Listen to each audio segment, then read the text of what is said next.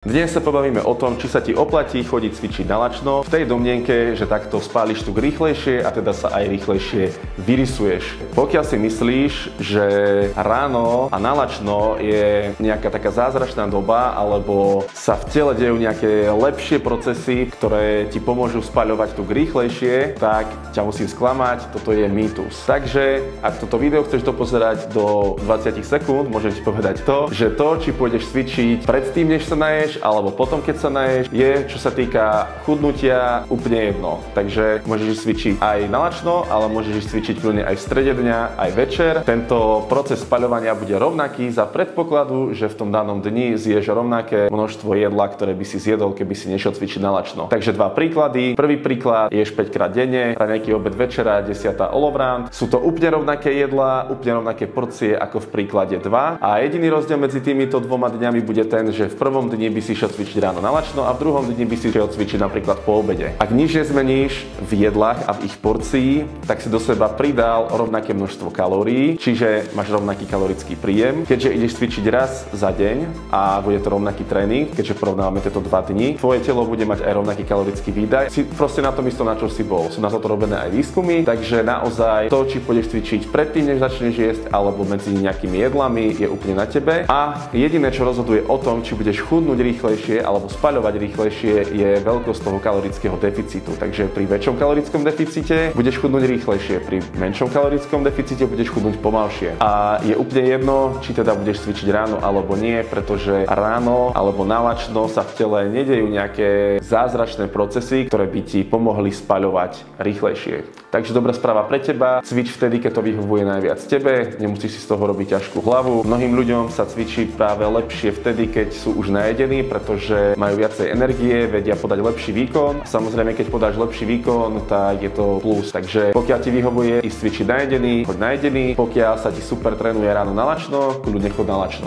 Ak sa ti toto video páčilo a ponúklo ti nejakú hodnotu, budem veľmi rád, ak ma odmeníš lajkom, prípadne odberom, a odporúčam ti pozrieť aj prvý diel 5-minútového bench pressa, ktorý nájdeš tu.